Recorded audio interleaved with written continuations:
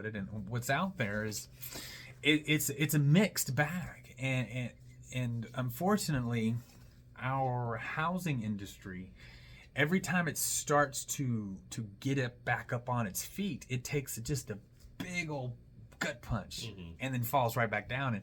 And what's the gut punch this time around? well, the last couple of months, the closed sales have either equaled last year, month over month, or year over year, month, or have exceeded by 1%. So the August numbers were 1% higher year over year than August of 2022 as far as the sales. So it seems like we'd hit that bottom. We're starting to move our way back up, and everybody was feeling good. Thought that the numbers were starting to settle, and we can kind of get some. And then boom, Jerome Powell comes out and says, "Hey, we didn't raise the Fed rate this month, but we're going to raise it this year." And there's only 2 sessions left, so it's either October or November. Yeah. And so all of a sudden, right when the housing market, people start getting out, people start calling, doing things, all of a sudden, Jerome Powell comes in and punches it right in the stomach again, and it just falls right back on its knee. Yep. And which is good and bad, unfortunately, because right now, everybody keeps going, what's going to happen to the home sales price? That's the biggest question I get right now. Everybody wants to know what's going to happen to the sales price. And my answer is that what has happened in 2023 is going to continue to happen until rates fall, and then it's going to get even worse, or worse is better, depending on who you are. Yeah. Because there's a creation of around 2 million families a year through marriage and aging in and things like that. So we're adding around 2 million new home buyers to the market every single year with immigration and marriages, like I said, and all that sort of stuff. Well, this year we are going to build about 1.4 million homes. New builds. Yeah. Nice. 900,000 of those are going to be single family. So the other 400,000, so we're not even keeping up. The other 400,000, like townhomes, condos, okay. Apartments, stuff like that. Gotcha. So, so we're not even keeping up with the basic need of 2 million. We need to be at 2 million just to be at a net loss of 0. Yep.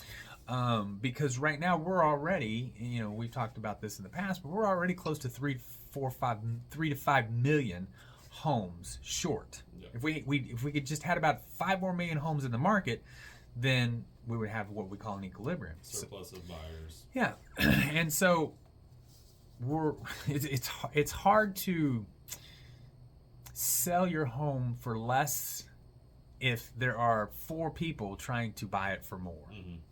No matter what the rates are, because the have-tos are still out there. And what I call the have-tos, new job, new family, new divorce. I have to buy a home right now. They are more have-to buys than there are homes available.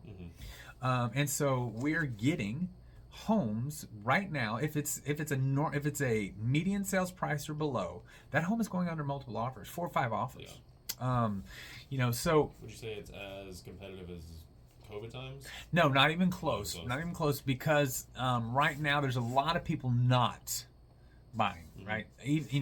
But these are just the ones that have to buy. So the have to buys are still outweighing the current inventory, and so that's kind of why everybody keeps thinking the house prices. Everybody keeps telling me they've been listening to the mainstream media about how the housing price is going to fall.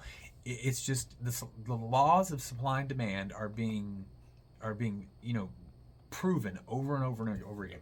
We're going to have, right now, we've had almost 7% appreciation in the greater Austin area in 2023, right? And all you hear about houses, price drop is on. They're just asking too much. Yeah. In the beginning, they're selling it for more than they bought it for. They're just not selling it for as much as they want to. Yeah, you're not getting the $50,000 over asking price right now. You're getting more than what the house is worth, but less than what you're asking. Yeah. Okay. Yeah. So and that's what's going on. And so that's why the depreciation or the lack of appreciation is not going to happen. It may there's ebbs and flows, on the way up, but it's still on the way up. Median sales price is $460,000. That is 7% less than a year from now, or a year ago, right? So everybody's like, oh, they went down. No, that just means that there were more homes sold below 460,000, this year than last year, because last year, rates were lower and people were buying $600,000-$700,000 houses. That's just not happening right now. The market from 100 to 400 is very, very, very active. There's just not a lot of inventory in that market, so people aren't able to buy that. And when they do find a home, they are having to go to war. I have some people. This lady called me and she's like, one of my realtors. She's like, hey, I found one. She goes, it is so below market value right now. She goes, we need an offer. We need to get pre-approved. We need to get an offer now. I'm like, so we got him one. And they put an offer in on it. And all of a sudden it was, hey, I got 10 offers, so I need your highest and best.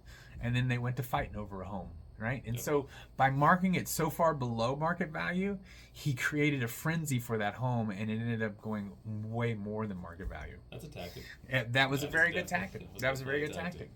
And that's what a lot of people are asking me. So if now's a good time to buy, and the now is a good time to buy because 6%, 400,000, that's $24,000. So in 2 years, your house, your $400,000 house is gonna be $480,000, right?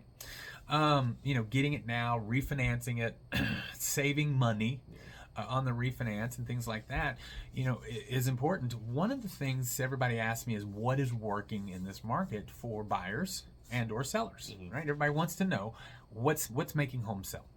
And what I have seen is what we have, or I say we, Colton actually created this name.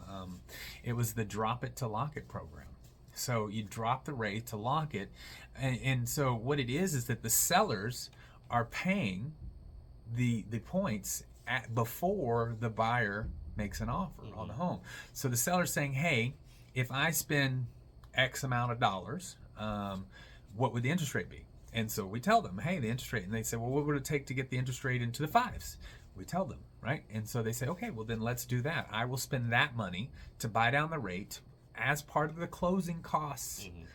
And I will get that rate. So then we are advertising on social media and things like that. Hey, this house, this weekend, if you buy this house this weekend, your interest rate will be 5.75, 5.875. And people are jumping on it. Yeah. I've seen it firsthand. Like, I'm a loan officer assistant for a few LOs, and we've gotten probably 4 or 5 clients within the last week or two that are all over it. Yeah. I mean, because right now, think about it. Nobody's paying attention, but the rates are over 8. And it happened quick. It happened overnight.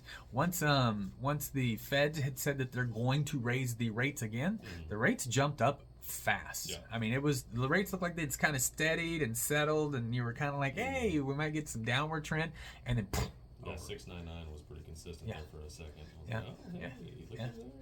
And then it jumped to 8 in a couple of weeks. And it happened so fast, nobody knows about it yet because the media is always a week behind. So next week, the media is going to say, hey, rates might have touched 8 again. But by that time that happens, we'll be back into the low 7s. It's annoyingly weird. And this was the type of program that our company specifically was losing out to others on. And now that we're doing it, the business is coming. And one of the things, what we've done that makes this program better than a lot of other programs is that there's no cost to the seller.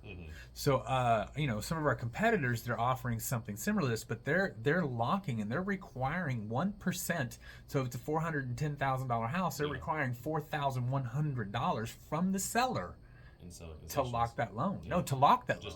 To lock the loan. And so what we're doing, we're floating it through the weekend. So that rate is only good that weekend, but we guarantee it till noon on Monday. So if you go under contract over the weekend, you get that rate as long as you meet those specific, criteria. Had the weekend to stew on it. That's it. That's it. And then because we're taking the risk, because if the rate changes a lot because we start this on Thursday evening. So if the rate changes a lot on Friday or that Monday, we take that risk, and so that's as far as we want to expose ourselves. I mean, and it's like I said, there's no upfront cost to the sellers. It's part of the closing cost concessions, and so there's no cost per se to to the buyer. And it's a great program, and it's getting buyer. I mean, can you imagine right now when people are paying 8%, you're paying a rate of 5.75? Yeah, it's chumming the water. You put a 5 out there, and you're like, hey, look at this.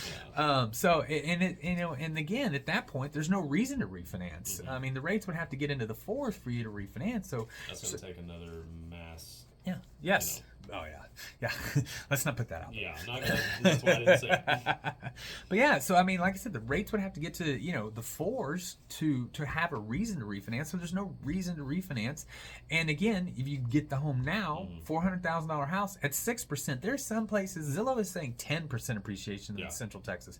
So 6% in 2 years is $48,000. You saved $48,000 by buying the house now. Yeah.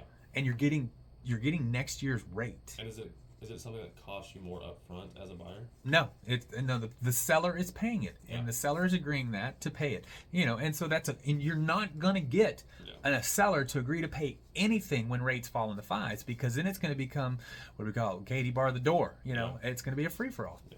Hey everyone, you've been listening to Troy and Colton with the Home Team. We hope you've enjoyed what you've heard so far. If you have any questions, please reach out to me at loansfromtroy.com or give me a call at 855-299-HOME. And as always, this segment is brought to you by Security National Mortgage, where we turn houses into homes by financing your American dream. See you in a minute.